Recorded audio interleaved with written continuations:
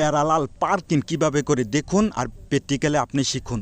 দেখুন ওই গাড়িটা এই গাড়িটা প্যারালাল পার্কিং কিভাবে করে, রং জায়গার পার্কিং যাইতে যাইতে ওই গাড়িটা বরাবর করবেন, খেয়াল করবেন। দেখুন যাইতে যেতে যেতে যেতে যেতে যেতে ওই গাড়িটার বরাবর দেখুন এই লুকিং গ্লাসটা বরাবর হইছে।